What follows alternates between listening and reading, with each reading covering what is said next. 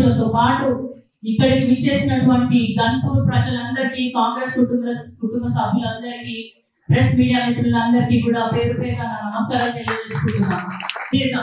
మోహన్ భగవత్ గారు, మనకి స్వాతంత్రం వచ్చింది 1947లో కాదు, మొన్న రామ మందిరం నిర్మించిన రోజు అని చెప్పాను. అంటే అట్లాంటి మాటలు ఇంత గొప్ప భారతదేశంలో ఎన్నో మంది, ఎన్నో లక్షల మంది, ఎన్నో వేల మంది ప్రాణాలు కోల్పోయి ఫ్రీడమ్ ఫైటర్స్ జీవితాలన్నీ కూడా పరంగా పెట్టి వాళ్ళకంటూ ఒక ప్రత్యేకంగా ఒక జీవితం లేకుండా దేశం కోసమే జీవితాన్ని అర్పించిన వాళ్ళందరినీ అవమానించినట్టే. కేవలం రామ మందిరం నిర్మించడం అంటే మనందరికీ కూడా అంతే భక్తి ఉంది, కానీ స్వాతంత్రం దేశానికి వచ్చింది ఆ రోజు మాత్రమే అని చెప్పడం మాత్రం నిజంగా అసలు దేశంలో ఉన్న ప్రతి ఒక్క దేశభక్తి ఉన్న ప్రతి ఒక్క వ్యక్తిని అవమానించినట్టే. అట్లాంటి వ్యక్తులను చేరదీసి ఆర్ఎస్ఎస్, సంఘ్ పరివార్, బీజేపీ కలిసికట్టుగా భారతదేశాన్ని విడదీసి పాలించాలి, విభజించి పాలించాలి.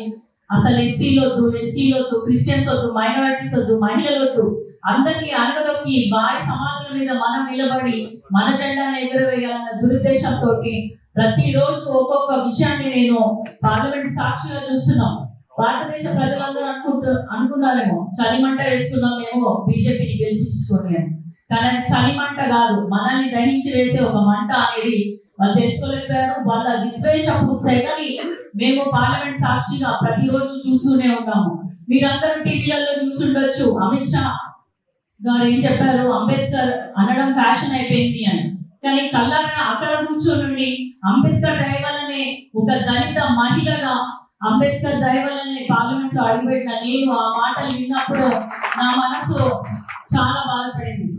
అమిత్ షా గారు, నరేంద్ర మోడీ గారు మర్చిపోతుంది ఏంటంటే వాళ్ళు కూడా అతి సాధారణమైన కుటుంబాల నుంచి వచ్చిన వాళ్ళు. అట్లాంటి వాళ్ళు కూడా పార్లమెంట్ లో అడుగుపెట్టి రాజ్యాంగాన్ని అవమానిస్తున్నారంటే వాళ్ళందరూ మాకు 400 సీట్లు వస్తాయని, కానీ ప్రజలు వాళ్ళని నమ్మలేదు. అందుకే 300 వరకు పరిమితం చేసినా కూడా వారికి బుద్ధి రావట్లేదు. అదే విధంగా మొన్న ఏఐసిసి మీటింగ్ జరిగింది కాంగ్రెస్ కి సంబంధించి అహ్మదాబాద్ లో. అక్కడ మేము చూసినాం గుజరాత్ మోడల్ అని ఏదైతే ఆయన చెప్పుకుంటూ తిరుగుతాడో అసలు గుజరాత్ మోడల్ వరంగల్ కి కూడా సమానంగా లేదు. అహ్మదాబాద్ ఎంత ఘోరంగా ఉందంటే అదే అక్కడ ఏదో బాంబు దాడులు జరిగినాక ఆ భవనాలు శిథిలావస్థలో ఉంటే ఎట్లుంటారో అట్లా సాక్షాత్ అహ్మదాబాద్ సెంటర్ లో ఉంది. ప్రతి ఒక్కరు కూడా చాలా మామూలు జీవితాన్ని గడుపుతున్నారు. ఆ గుజరాత్ మోడల్ అంటే కేవలం అదాని, అంబానీ అని మాత్రమే ప్రజలు తెలుసుకోవాలి. ఎందుకంటే మొదటిసారిగా ఎంపీగా మేము వెళ్ళినప్పుడు అక్కడ గుజరాత్ ని చూస్తే చాలా బాధేసింది. ఇది చూపించి ఈ పుట్టను గుజరాత్ మోడల్ ని చూపించి దేశాన్ని అంతా కూడా మోసం చేస్తున్నాడు నరేంద్ర మోడీ అని ఆ రోజు అర్థమైంది మాకు. అదే విధంగా ఇప్పుడు చూస్తున్నట్టయితే ఒక్కొక్కరి మీద దాడి, మణిపూర్ మీద దాడి దాదాపు సంవత్సరం కాలం అవుతుంది. ఇప్పటికీ రాహుల్ గాంధీ గారు ప్రేమని నమ్ముకున్నవాడు రాహుల్ గాంధీ. అందుకే 3 సార్లు వెళ్ళొచ్చి వాళ్ళని పరామర్శించి వాళ్ళ స్థితిగతులు ఏదో తెలుసుకొని వాళ్ళకి జరుగుతున్న కష్ట నష్టాలను చూసి ఒక చిన్న పిల్లవాడు, ఆ చిన్న పిల్లవాడు ఏం తప్పు చేశాడు, భారతదేశంలో పుట్టడమే వాడు చేసిన తప్ప. వాడి గుండెల్లో, వాడి కళ్ళల్లో, వాడి నుదుటి మీద కూడా బుల్లెట్ గాయాలు. ఆ చిన్న పిల్లవాడు చనిపోవడమే కాకుండా తల్లిని, అమ్మమ్మని అందరినీ చంపేశారు. మణిపూర్ లో చిన్న పెద్ద, ఒక ఆడ మగ, ముసలోళ్ళు, తర్వాత చిన్నపిల్లలు, పసిపిల్లలు తేడా లేదు. గొడవలు, దాడులు, ఇవన్నీ మనకి మీడియా చూపించట్లేదు. మనకి తెలియని మణిపూర్ వేరే రకంగా ఉంది. ఇప్పుడు ప్రతి ఒక్కరు కూడా బాధపడుతున్నారు మణిపూర్ లో. అలాంటి మణిపూర్ ని చూడడానికి టైం దొరకని ప్రధానమంత్రి కేవలం మన దేశంలోనే ఉన్నాడు. అదే ప్రధానమంత్రి సినిమా యాక్టర్లకి, తర్వాత పెద్ద పెద్ద ఇండస్ట్రియలిస్టులకి మాత్రం ఎంత టైం కావాలంటే అంత టైం ఇస్తాడు. పోనీ నీకు వెళ్ళడం కుదరకపోతే కనీసం పార్లమెంట్ లో దాని గురించి నీ సంఘీభావం తెలుపు. నువ్వు ఆ విషయంలో బాధపడుతున్నావు, మీరు నీ చెడ్డతనాన్ని మీరు ఒకసారి ఒప్పుకోండి అంటే ఒక్క రోజు కూడా ఆయన నోటి నుంచి ఈ సంవత్సరం కాలంలో ఒక్క రోజు కూడా మణిపూర్ అనే పదం కూడా ఆయన నోటి నుంచి రాలేదంటే ఎంత కరడుగట్టి ఉన్నారో వాళ్ళు అర్థం చేసుకోవాలి. మణిపూర్ మీద దాడి, క్రిస్టియన్స్ మీద దాడి అయిపోయింది. మొన్న అంత అర్జెంట్ ఏందో రాత్రి 3 అయ్యేంత వరకు కూడా పార్లమెంట్ లోనే మమ్మల్ని కూర్చోబెట్టి వక్ఫ్ బోర్డ్ బిల్ని ఆమోదించారు. ఎందుకంటే ఓట్ల తేడా ఎంత ఉన్నాయంటే వాళ్ళకి 280 ఉంటే మనకి 230, కేవలం 50. అంటే మన వైపు కాంగ్రెస్ కి ఇంకొక 30 సీట్లు వచ్చినా కూడా మనము ఏది కూడా వాళ్ళు చేసేది ఆపడానికి సిద్ధంగా ఉండడానికి ఉండేది. ఆ 30 సీట్లు కూడా నెక్స్ట్ టైం మనం వచ్చే విధంగా కాంగ్రెస్ కార్యకర్తలు కష్టపడాలి. ఎందుకంటే ప్రతి చోట ప్రతి బిల్లులో కూడా ఆ తేడా 50 సీట్ల తేడానే కనిపిస్తుంది. వాళ్ళకి ఎక్కడైనా 280 వస్తే మనకి 230 వస్తున్నాయి కాంగ్రెస్ మరియు మిత్ర పక్షాలకు. అటు చూసుకుంటే అధికారంలో ఉన్న వాళ్ళకి 280 వస్తాయి. అంటే మీరు అర్థం చేసుకోండి, 50 సీట్ల తేడాలో ఒక 30 సీట్లు మనకి కాంగ్రెస్ వస్తే కనుక ఖచ్చితంగా 2029లో రాహుల్ గాంధీ గారు ప్రధానమంత్రి 100% అవుతారు.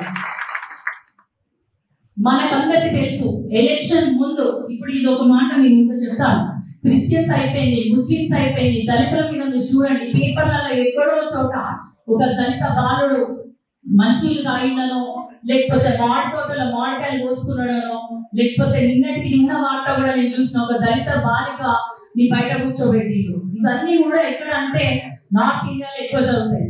అలాంటి సంస్కృతి మన దక్షిణ భారతదేశంలో కూడా తీసుకురావడానికి ఈ బీజేపీ ప్రభుత్వం ప్రయత్నిస్తుంది. వాళ్ళ ప్రజాప్రతినిధులు ఎంతసేపు మేమే దేశాన్ని పరిరక్షిస్తున్నాము, మేమే మన ధర్మాన్ని కాపాడుతున్నాం అని అనుకుంటారు. కానీ మన ధర్మం ఏందో మనందరికీ తెలుసు. తోటి వాటిని మనిషిగా చూడలేని ధర్మము ఏది కూడా ధర్మం కాదని నేను నమ్ముతాను. నువ్వు మనిషిని మంచిగా చూసినప్పుడే నీలోనే ఆ దేవుడు ఉంటాడు. ఒక నేతగా చూసినామో అంతకంటే ఎక్కువ మనకున్న యువత ఇప్పుడు అసలు బిఆర్ అంబేద్కర్ అంటే ఎవరు, ఆయన చేసిన పనులు ఏంటి, అసలు రాజ్యాంగం అంటే ఏంటి అని ప్రతి ఒక్కరు కూడా దాని మీద దృష్టి పెడుతున్నారు. కాబట్టి ఎవరు కూడా దిగులు పడాల్సిన అవసరం లేదు. అంబేద్కర్ ఖచ్చితంగా రాబోయే రోజుల్లో అన్ని దేశాలకి ఒక పెద్ద హీరోగా కనబడబోతున్నాడు. మీరందరూ కూడా గుర్తు పెట్టుకోవాలి, రానున్న రోజులలో మన కాంగ్రెస్ పార్టీ, మన కాంగ్రెస్ జెండా ఎగాలంటే ఇది ఒక గొప్ప అవకాశంగా మీరు భావించాలి. గ్రామాల్లో మంచిగా తిరగండి. ఆ రోజు మన ఎమ్మెల్యే గారు చెప్పినట్టు జెండా ఎగురవేయడమే కాకుండా ప్రతిజ్ఞ చేసి అసలు రాజ్యాంగంకి జరుగుతున్న ముప్పై ఏంటి, రాజ్యాంగాన్ని మనం ఎందుకు కాపాడుకోవాలి, జై భీమ్ జై బాబు. అసలు జై బాబు అంటేనే ఆయన వల్లనే మనకి స్వాతంత్రం వచ్చింది.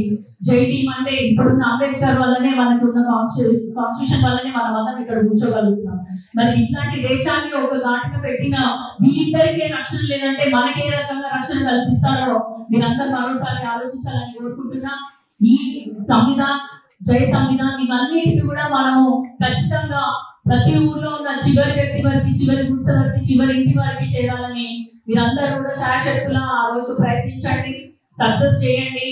మీరందరికీ కూడా మరోసారి జై బాపు, జై భీమ్, జై సంవిధాన్ అభియాన్ యొక్క శుభాకాంక్షలు తెలియజేసుకుంటూ సెలవు తీసుకుంటున్నాను. ఎన్ని రోజులు అనేది మీ పరిధిలో ఉంటుంది, కానీ అన్ని గ్రామాలకు మాత్రము తప్పకుండా ఈ ప్రోగ్రాం పోవాలి, మెసేజ్ పోవాలి. దానికి ఎట్లా రూపం తీసుకోవాలని అడిగారు. అయితే నేను వారిని ఒక అనుమతి అడిగాను. ఆ అనుమతి ఏంటి అంటే, మరిన్ని వీడియోస్ కోసం ఛానల్ ని సబ్స్క్రైబ్ చేయండి. లేటెస్ట్ అప్డేట్స్ కోసం వాట్సాప్ ఛానల్ ని ఫాలో అవ్వండి. ఆ లింక్ డిస్క్రిప్షన్ లో ఉంది.